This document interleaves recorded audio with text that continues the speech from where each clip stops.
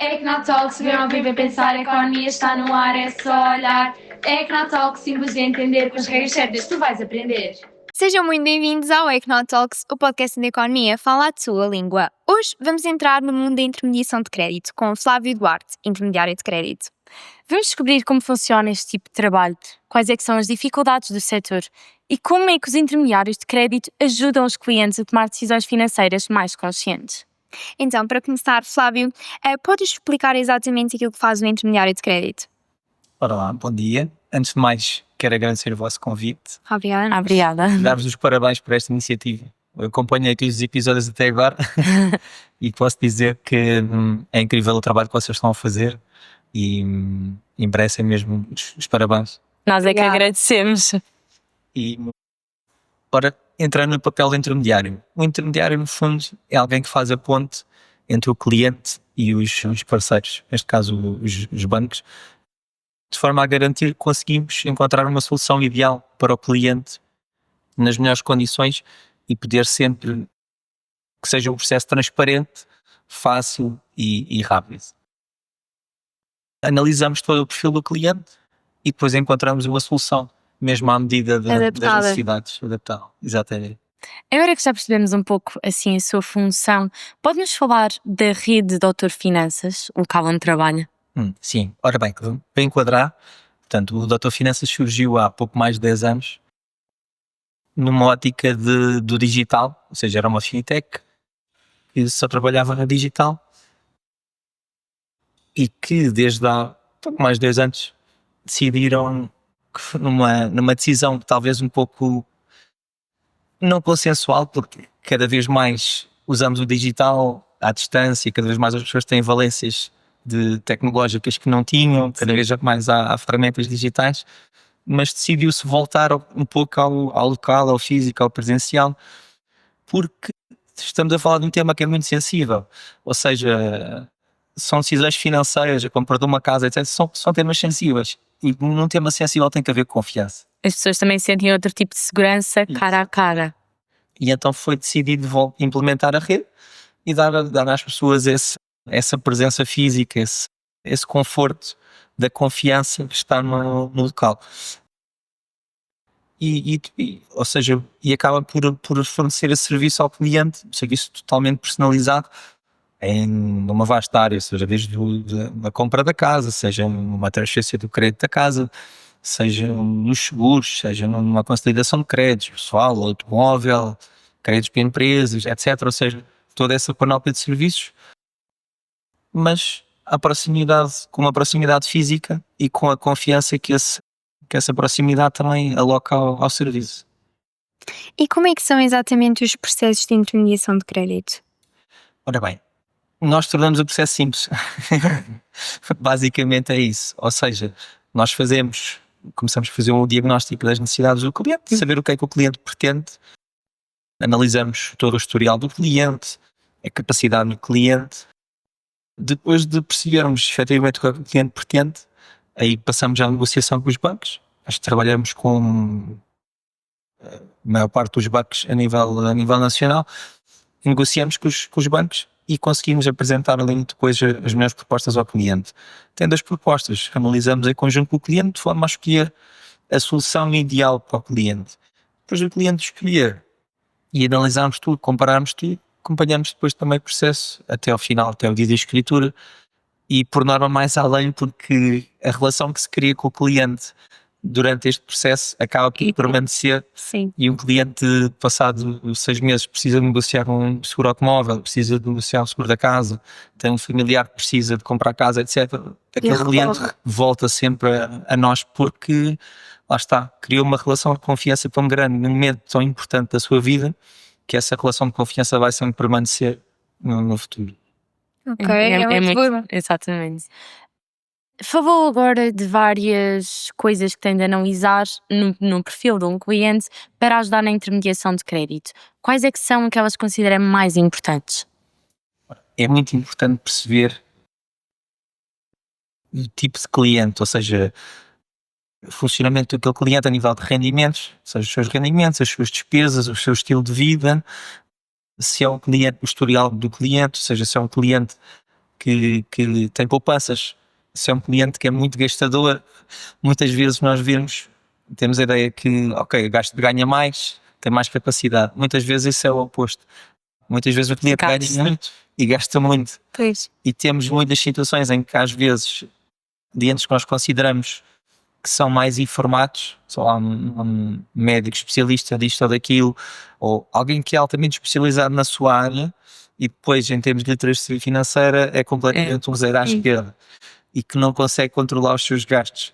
Ganha imenso, mas depois gasta imenso porque não consegue controlar os seus gastos.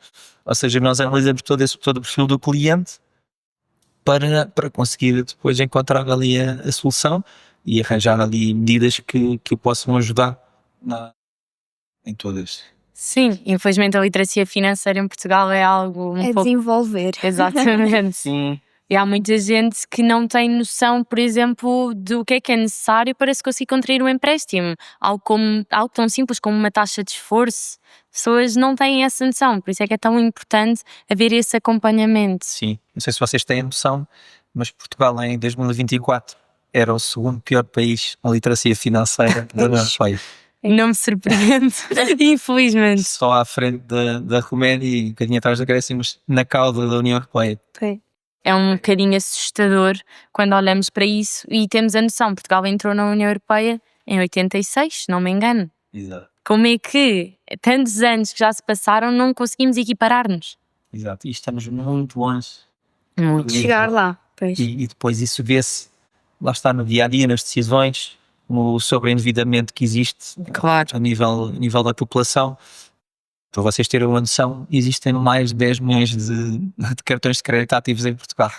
Mas parece quase os Estados Unidos. Exato. Ou seja, e estamos a falar do pior tipo de crédito. Exatamente. Crédito mais caro, mais perigoso. Muitas vezes as pessoas nem sequer têm noção daquilo que estão a fazer. E depois o problema é, final do mês, não é no final do mês, eu pago depois. E dívida e não saem daí. Exatamente. E depois isso é uma bola. É cíclico, exatamente. Lá está, as pessoas não têm conhecimentos, a literacia financeira é inexistente e leva as pessoas a cometer esses erros que eram facilmente evitáveis. Se tivessem outro conhecimento. Isso é um econotóxico. Esperamos ajudar agora. Tinha facilitado muito no percurso de muita gente.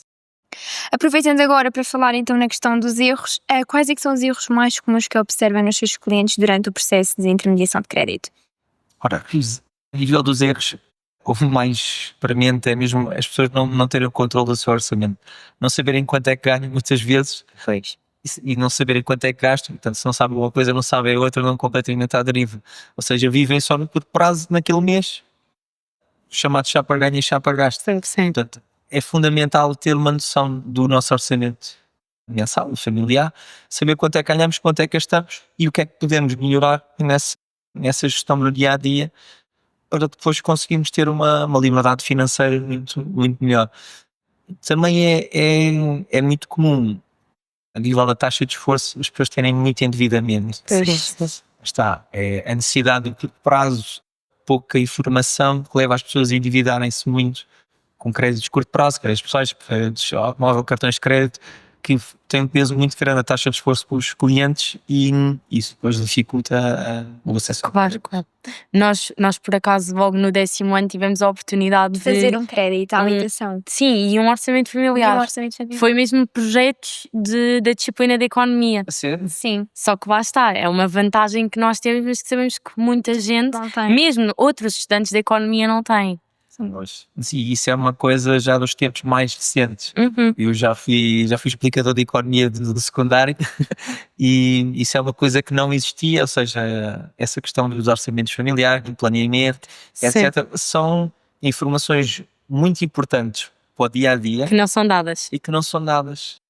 Nós foi dado como um extra, não há nada no nosso manual referente a isso. Sim. Exato, isso não vem nos manuais, ou seja, vem tanta coisa nos manuais que nem sequer é assim tão crucial.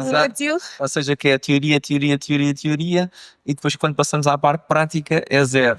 Sim, exato. E mesmo assim estamos a falar de estudantes de economia que acabam por ter mais noções. Se estivermos a falar de um estudante de ciências Ou da humanidade. humanidades, etc., as noções financeiras são zero. Exato. E chega à idade adulta, né, aos 18 anos, os jovens adultos que se calhar lhes apresentam um cartão de crédito aos 18 anos quando vão para a universidade ou quando vão no shopping, etc. E se calhar não têm o mínimo conhecimento do que é um cartão de crédito, como é que funciona um cartão de crédito, o que é aquilo. Ou vão ter de comprar casa, carro e Sim, não estão sabem completamente à deriva.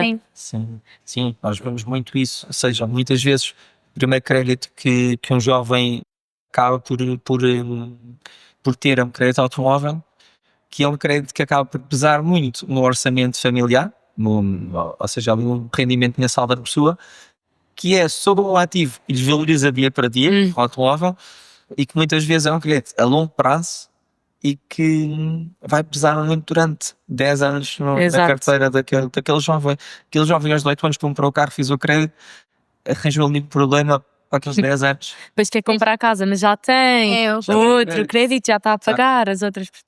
E tem um carro que todos os dias desvalorizou. Ou Exato. seja, o carro ao fim de 10 anos não vale nada e ele tem a dívida às Ainda está a pagar e o carro já perdeu o valor. Exatamente. Vamos então agora falar um pouco das diferenças entre clientes particulares e empresas. Quais é que são aquelas que mais se notam no processo de intermediação de crédito? Nos particulares, olhamos muito apenas para os rendimentos, porque por norma são fixos, o ordenado é fixo, e olhamos para o historial, para a estabilidade das pessoas a nível da entidade patronal, do tipo de contrato e para os rendimentos. E porque também são créditos, o crédito à habitação é um crédito de 30, 35, 40 anos, já é longo prazo. Quando olhamos para as empresas é completamente diferente. As empresas funcionam muito no curto, médio prazo, existe um revolving muito grande dos endividamentos. Ou seja, olhamos muito para o momento atual da empresa, ou seja, nós numa empresa vamos analisar um balancete de há 3 meses, há 6 meses, analisamos os resultados do ano anterior, ou seja, analisamos a evolução ali de curto prazo da empresa, o plano de negócios, etc., mas tudo muito mais atual e no curto prazo, ou seja, até porque é uma decisão curto prazo e para curto, médio prazo. Nos particulares acaba por ser uma decisão a longo prazo, olhamos para os rendimentos, para a estabilidade, mas são coisas completamente diferentes. Nas empresas acaba por é muito mais complicada a análise. Há muito mais coisas a analisar também. Sim, eu fui gestor dessa área das empresas na banca durante muitos anos, portanto era uma área que efetivamente me dava muito gozo, porque tem toda essa complexidade. Isso é muito giro.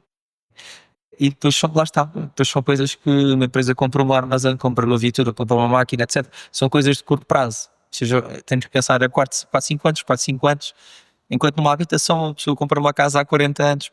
Sim. E agora já se nota muito, agora já não há casas para a vida, ou seja, a pessoa compra uma casa ao fim de 5 anos, em 10, mas é um crédito a longo prazo. Numa empresa não, numa empresa há ali Há sempre coisas a mudar. coisas a mudar e tudo muito no curto prazo. Sim, porque se as empresas também não se evoluírem elas próprias e não investirem nelas próprias, estagnam. Sim. É um bocadinho diferente dos particulares. Sim, uma empresa tem que estar em constante evolução. Se tem uma máquina, já tem 2, 3, 4 anos, existe uma máquina mais A outra já está obsoleta. está obsoleta, tem que se trocar, tem que se investir. Uma empresa Exato. tem que estar em constante investimento e constante evolução. Senão vai estragar no mercado e o mercado não para. Exatamente. Quem para fica para trás. Fica para trás, sim. E a competição está sempre ao alto. Sim, é verdade.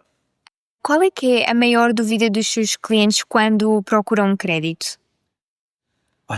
Habitualmente há sempre uma pergunta que surge que é: qual é que é o melhor banco? Mas qual é que é o melhor banco? Da praça ou da melhor banco?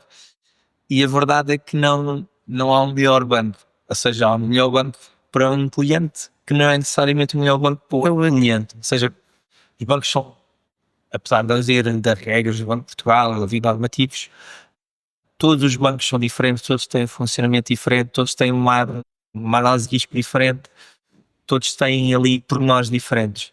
Portanto, não há um banco ideal, há sim um banco ideal para cada cliente.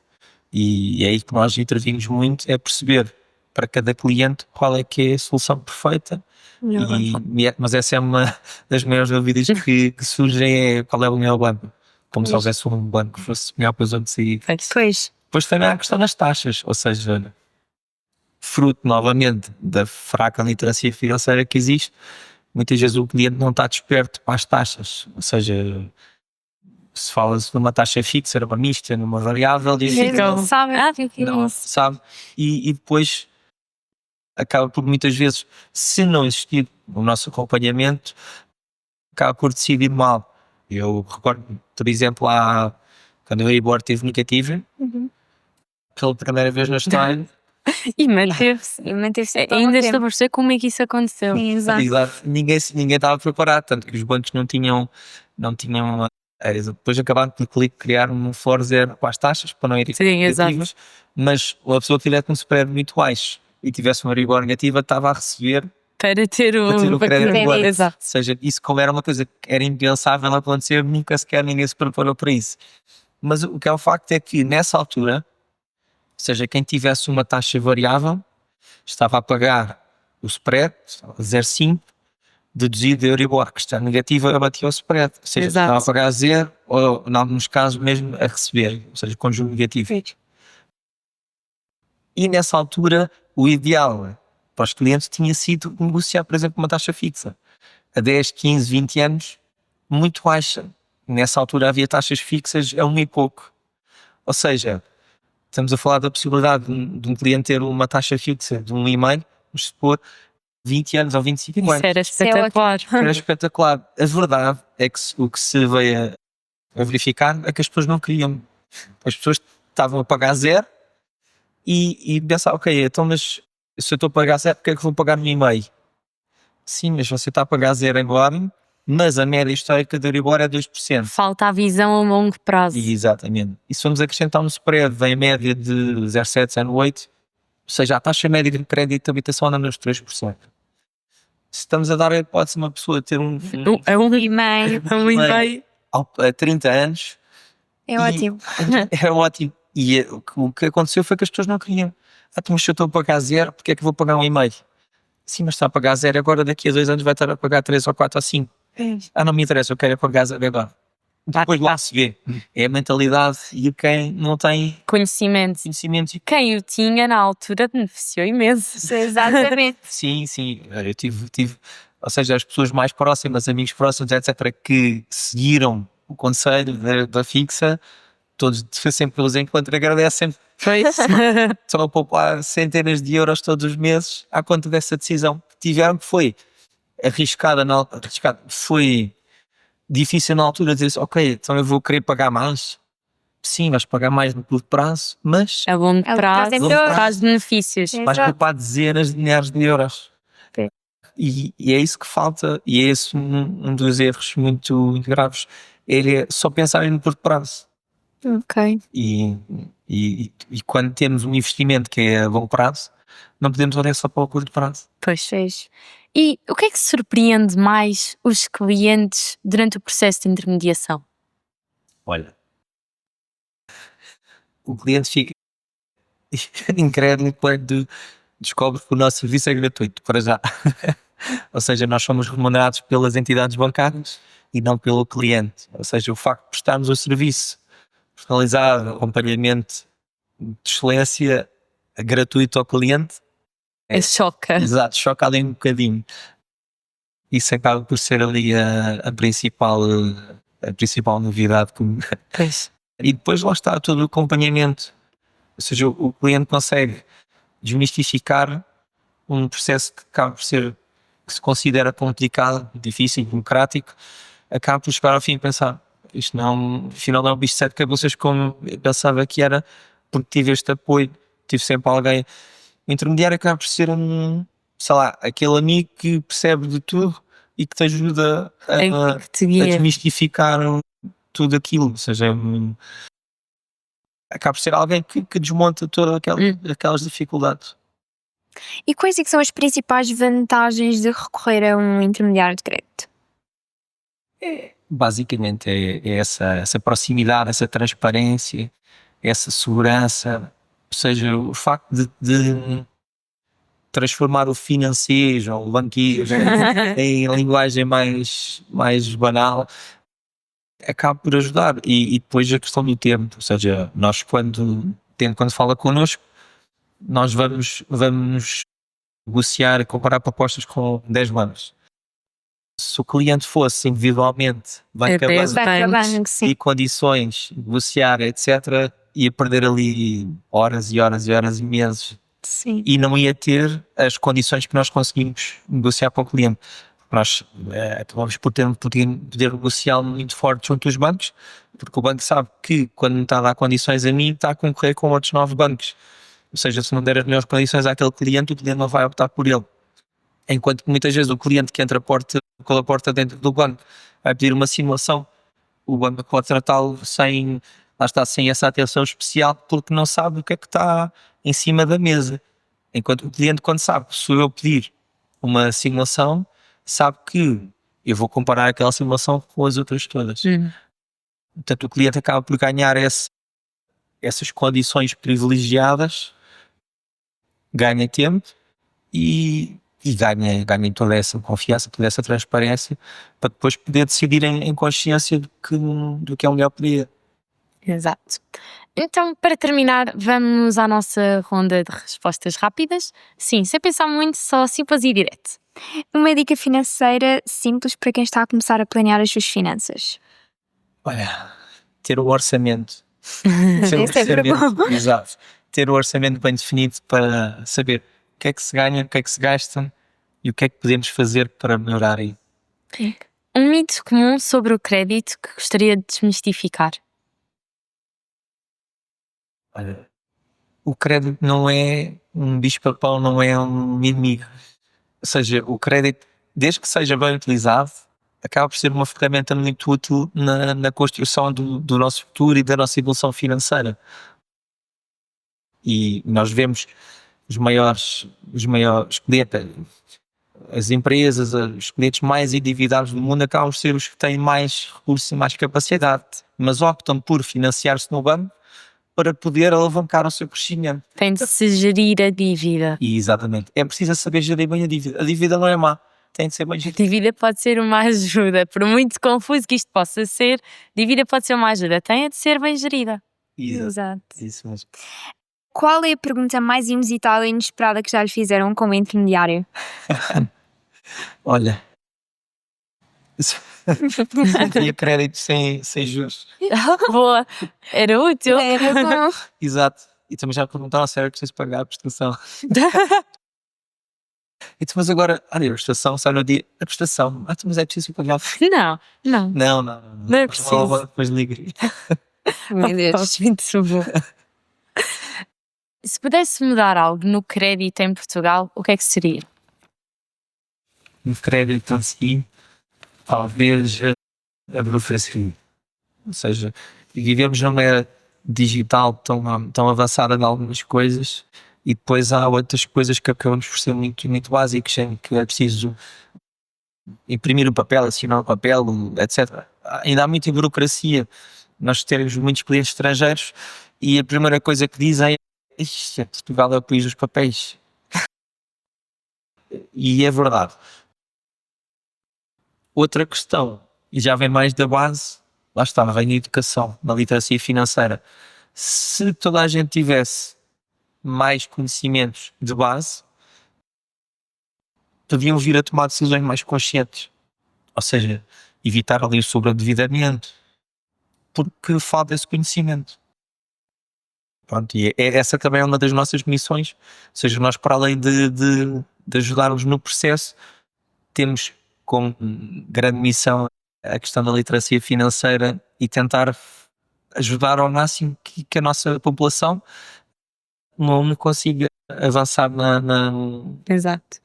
nessa. Não está fácil, não estamos em nossa objetivo é continuar a subir e é por isso que nós estamos cá. Flávio, agora para terminar, uma pergunta assim um bocadinho mais reflexiva. Se pudesse voltar atrás, que conselho daria ao seu eu de há 10 anos atrás?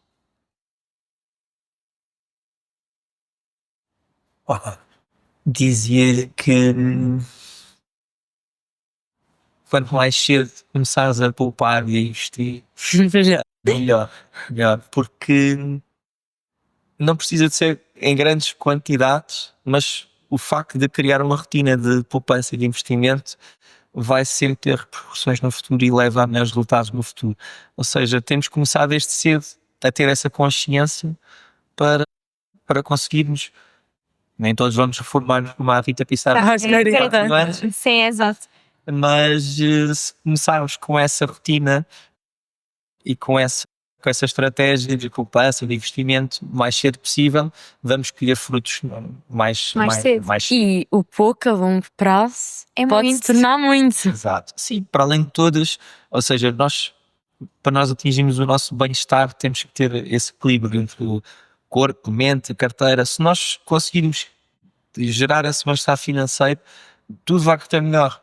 E esse acaba por ser, ou seja, esse conselho da poupança, de investimento, acaba por vir também de encontro ao resto de não, ou seja, viver a vida, aproveitar a vida, ter a noção que o tempo é um recurso muito precioso. Tempo é dinheiro. Tempo é dinheiro. Literalmente. E basicamente é isso, aproveitar a vida, gerir bem o tempo, aprender com os erros, ou seja, não ter medo de errar, mas aprender com os erros. Obrigada. Hoje aprendemos com o Flávio Duarte como funciona o trabalho de um intermediador de crédito e como é que isso ajuda os clientes no processo em si. Assim, esperamos que este episódio vos tenha ajudado a desmistificar assim um bocadinho aquilo que é o mundo da intermediação de crédito. Agradecemos muito a sua presença e todas as partilhas. Foi ótimo conversar consigo. Obrigado. Obrigada. Até à próxima!